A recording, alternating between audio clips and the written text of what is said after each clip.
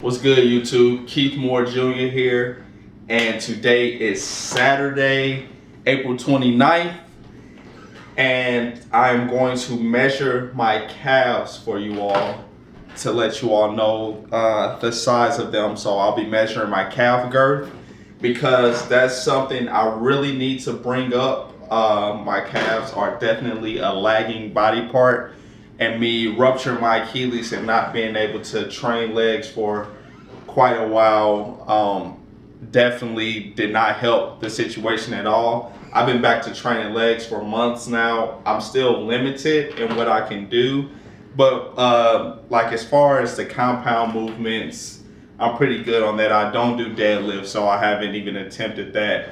And I still, I'll be very happy when I can do single leg calf raises because my injured leg, which is my right leg, I know for sure just from looking at it. I'm going to measure both, but just from looking at it, and I'll move the camera down so you all can see. I know it's smaller than my left leg. I know that for a fact, but I have just this little measuring tape here. Just got it from the dollar store, so nothing too crazy. So I'm going to use this to measure my calf girth. Now, when doing this, you want to find the largest part of your calf to measure. So what I'll do is I'll start like from the top of my calf and move down because I don't know exactly where the largest part is, but I'll be able to tell, you know, as I move down my calf where the largest part is. So let's go ahead and I'm going to measure the right leg first. And you want to do this unflexed. So just keep your, oh, that's good right there. So just keep your leg flat. You don't want to like come up on your heels or anything. I can't even really, well, I can do it a little bit. So this is the, I ruptured my Achilles on this leg here. So this is the calf that I'm expecting to be much smaller. As you all can see, my calf is like struggling right now. And I'm going to tell you all what I'm going to do in order to bring them up. Now, well, let's get the measurements first, and I'll go into more detail and address like people that bring up like calf genetics and stuff, because that does exist, but it doesn't stop you from, you know, making the gains that you can. So I'm just starting at the highest part of the calf now. Well, not like I'm starting at the top of the calf.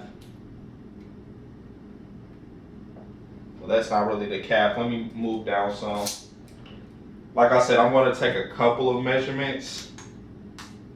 Oh, and this is actually in decibels and centimeters. Okay. So I'm going to do it in inches though, but let's see. And you want to make sure the tape stays horizontal just so you're getting an accurate measurement. So that's 12 and a half right there. So let's move down some. I'm anticipating somewhere in here will be the largest part of the calf if I just had to eyeball it.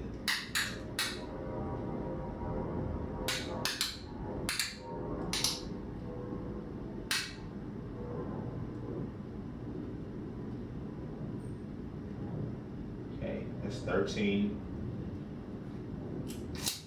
So let's move down a little more. Like I said, you want to make sure it's horizontal. I have to be careful with that.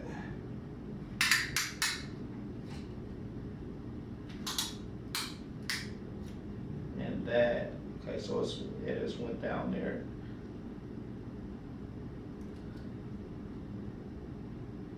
And that down there is like 11 and a half. So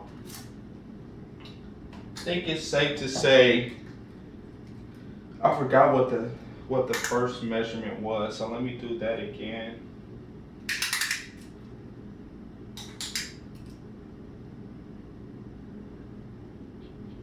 $13.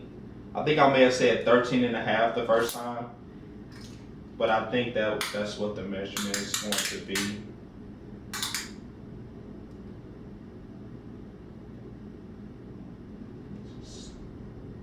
It's like a little lower than 13. So yeah, my calf on my injured leg is 13 inches, which is extremely small. So I have to get that to grow. I'm going to be increasing the frequency of my leg training. So I'm going to be doing legs 3 times a week now, because I need to grow my quads as well and improve my glutes and hamstrings. So we're going to take the measurement on my other calf now, just to see if there's a difference, which I expect there should be. But yeah, so 13 inches for the right calf. And I'm going to make a note of that. So we're going to come back in a couple of months to see if if the size of my calf improves with the increase in frequency of training, and then focusing more on time under tension on my calf exercises specifically. So let's go ahead and get the left calf. And for my right calf, I think the first measurement I had was like 13 and a half or something, I believe. But we're going to go with 13 because it wasn't all the way like horizontal, and I think I was a little above my calf. So we're going to say 13 inches. So this is my quote unquote healthy leg, but it's still lagging as well. So let's see where we are here. But I can already tell this calf is definitely bigger. So we're going to take a couple measurements here as well, just to see, keep it horizontal.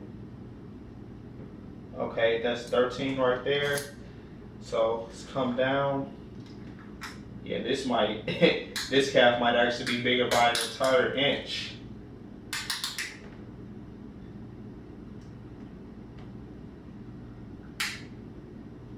$13 and a half.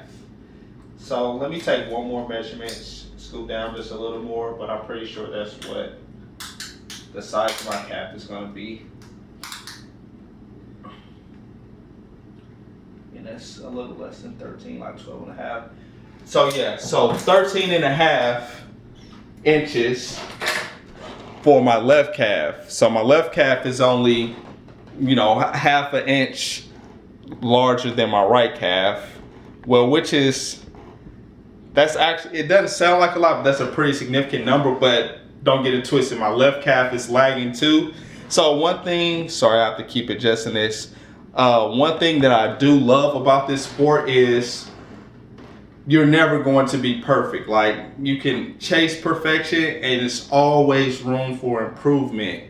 But one thing that you have to do, and I struggle with this myself, you have to acknowledge your lagging and weak body parts.